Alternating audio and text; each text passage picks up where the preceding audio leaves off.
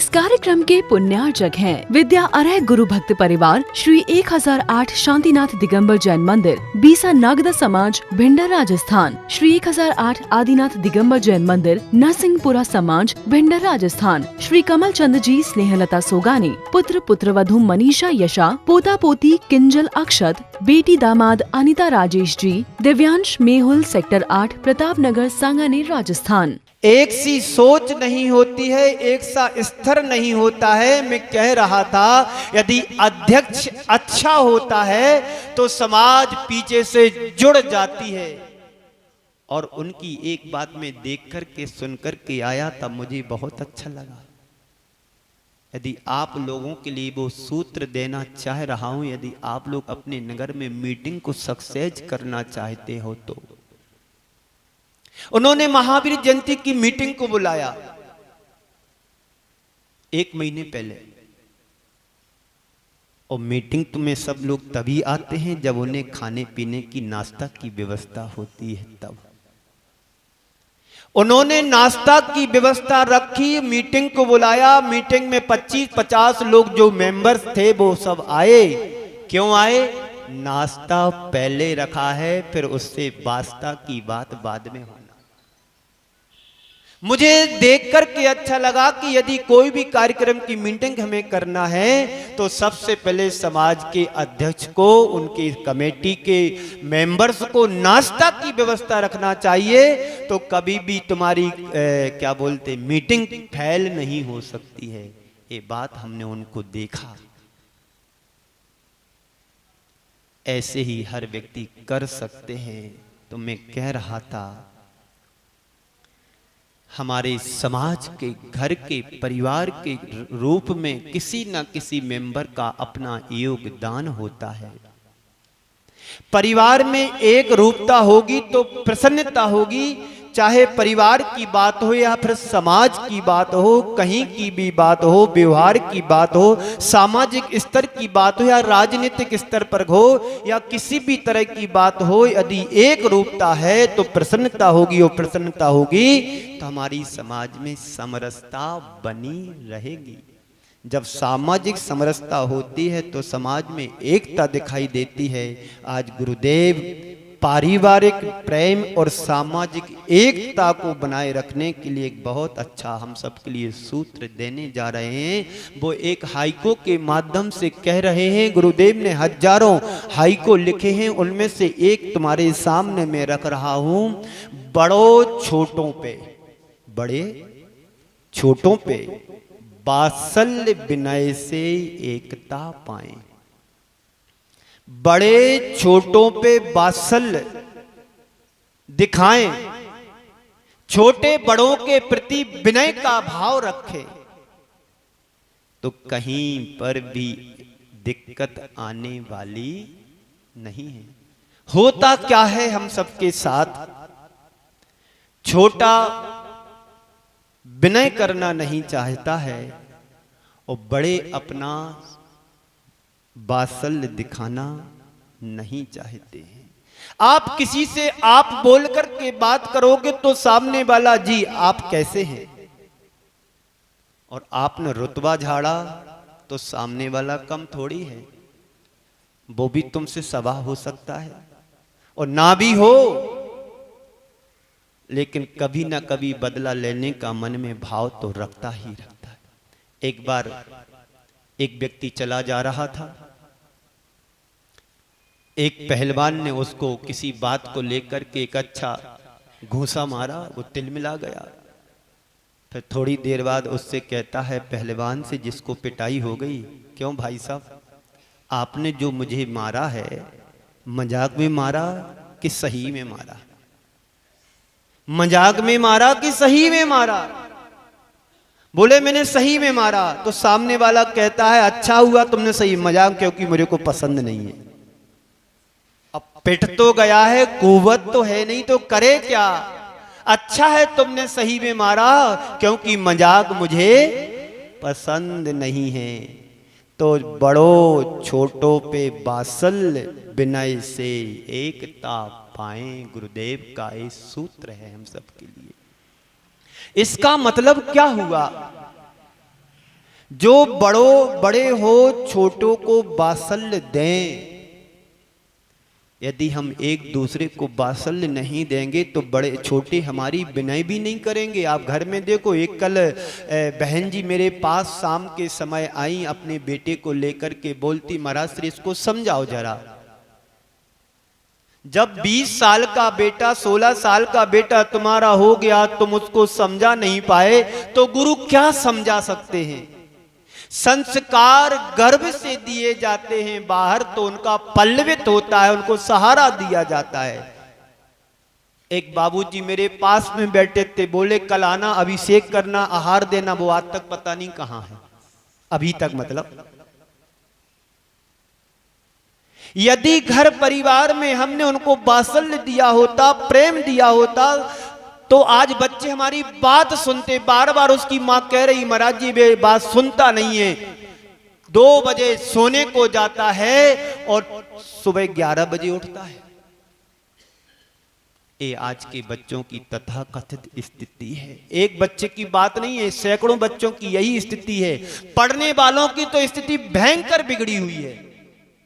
क्या पढ़ते क्या लिखते पता ही नहीं, उनके माँ बाप को भी नहीं पता बेटा कौन सी क्लास में पढ़ रहा है, कहाँ पढ़ रहा है, कौन सी क्लास में पढ़ रहा, कहाँ जा रहा। बस पैसे की भरमार है। बेटे को किसी से पूछना नहीं, बच्चों को किसी से पूछना नहीं, जितना चाहा जब चाहा तब मिल जाता है। एंजॉय करते हैं, ऐसो आराम के साधन जुटा लेते। इतना बड़ा क्या बोलते, हेडफोन बोलते हैं, बताओ।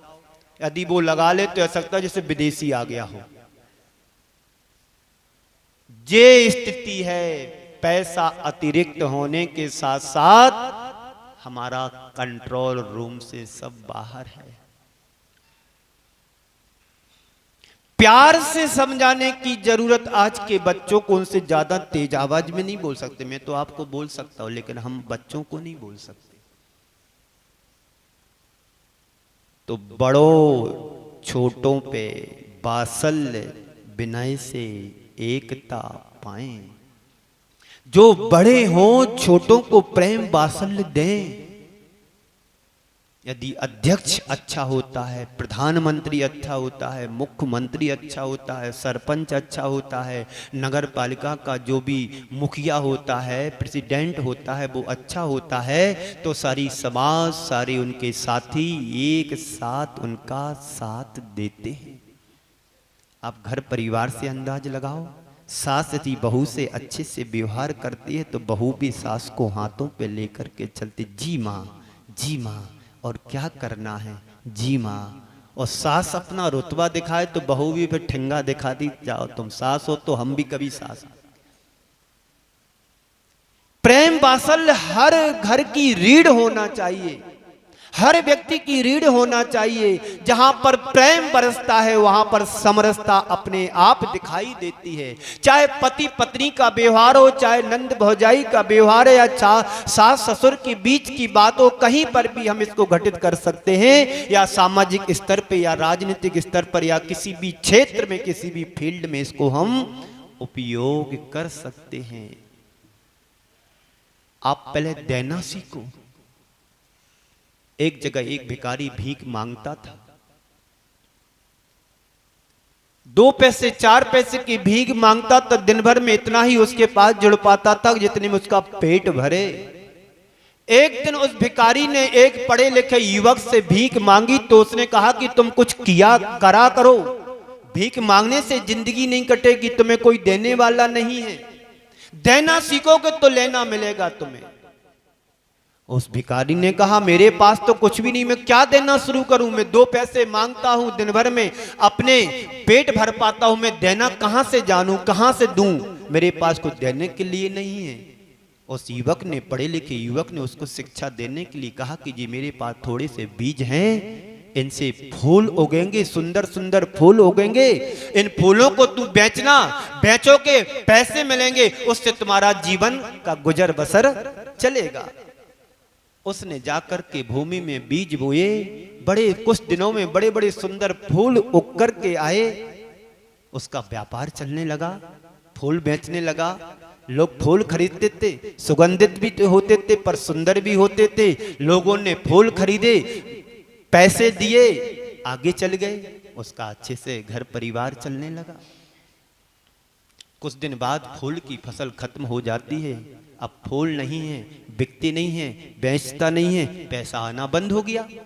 उसे बात समझ में आ गई कि पहले देना सीखना चाहिए, बाद में मिलेगा। यदि हम आपको कुछ अच्छा देंगे तभी आप जाकर के पड़गहन करोगे, आइए स्वामी, आइए स्वामी, आइए स्वामी। पहले आचार्य कहा करते थे, जब वो अकेले थे, कोई एक दो एलक छुल्लक होंगे, पुरानी बात है, 1975-78 के बीच की बात है, जब बुंदेलखंड में आए हुए थे। कितना भी 25, 30, 20 किलोमीटर बिहार करने के बाद जिस समाज में जाते थे, नगर गांव में जाते थे, सबसे पहले माइक रखते थे कि महाराज बोलते हैं कि नहीं बोलते। ये नहीं पूछते थे कि महाराज कितना चल करके आए हो, थक गए होंगे, चलो एक आध 2 दिन रुको, पहले आहार कर लो, बाद में प्रवचन सुन लेंगे। नहीं, मैं भी इधर आया था, सबसे पहले माइक लगाया था। ये तुम्हारे नगर की बात नहीं है, हर देश की, हर नगर की, हर डगर की बात है कि पहले देना सीखो, बाद में लेना। तो जीवन का कल्याण है, जीवन की भलाई है। आप लोग भगवान को सुना देते हैं कि तुम बिन में व्याकुल भयो जैसे जल बिन बीन। रोज सुना रहे हैं कि कभी व्याकुलता तुम्हें वैसी लगी जैसे मछली को जल से निकालने के बाद व्याकुल होती है, तड़पती है, मरने को तैयार हो जाती, क्योंकि उसका जीवन जल ही है, जल ही जीवन है। जल है तो कल है, नहीं तो किल किल है। हर डगर पर, हर जगह पर किल किल है। ये व्याकुलता मेरे हृदय में घटित होना चाहिए कि आज मैंने पूजन नहीं की तो कल 2 पूजन को करूंगा। आज अभिषेक नहीं किया तो कल प्रायश्चित के रूप में शांति धारा करूंगा, वह भी 1100 रुपए, 2100 रुपए, जितनी क्षमता होगी उतना दान देकर के करूंगा। तो व्याकुलता तुम्हारी सार्थक है। स्वार्थ के लिए तो हर कोई व्याकुल होता है। आज मेरा एक काम नहीं सदा तो व्याकुलता हो रही, बेटे की शादी नहीं हो रही तो व्याकुलता हो रही, बेटी की पढ़ाई लिखाई नहीं हो पा रही तो व्याकुलता हो रही। अब क्या करें, बहू आ गई, साथ नहीं देती है तो व्याकुलता, सुनती नहीं है तो व्याकुलता, क्या करें, हर क्षण तुम्हारे साथ व्याकुलता है। उसका एहसास तो आप लोगों को होता है, पर परमार्थ के क्षेत्र में व्याकुलता कभी हुई कि आज मेरा दान नहीं लगा तो मैं दान देने के लिए समर्थ हूं, मेरा भी सहयोग हो जाए, ये व्याकुलता होती। बहुत कम लोगों को सच्चा धर्मात्मा होता, उसे लगता है कि मेरा भी लग जाए, मेरा भी लग जाए, मेरा भी लग जाए।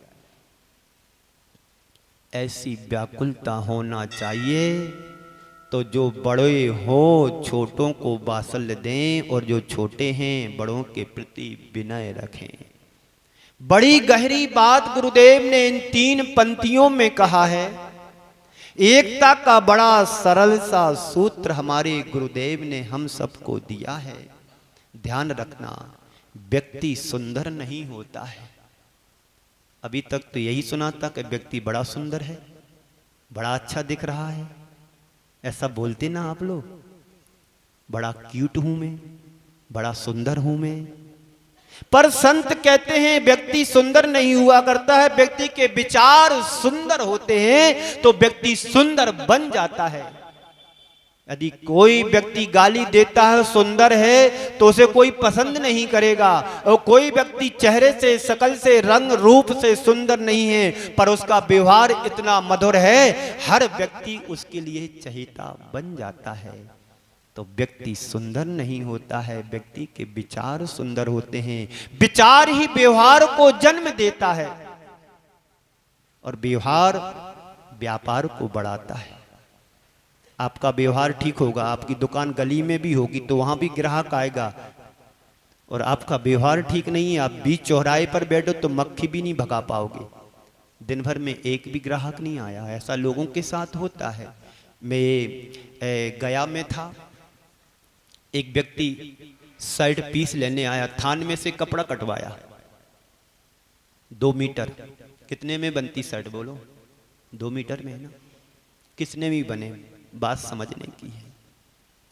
शर्ट का पीस ले गया, कटवा करके थान में से ले गया, सिलवा भी ली और घर ले जा करके 3-4 दिन बाद अपनी पत्नी से कहता, देख मैं कैसा लग रहा। पत्नी से कहता, देख ये शर्ट कैसी लग रही। पत्नी की एकदम भंगार, हटाओ इसको, मुझे नहीं पसंद है, हटाओ इसको।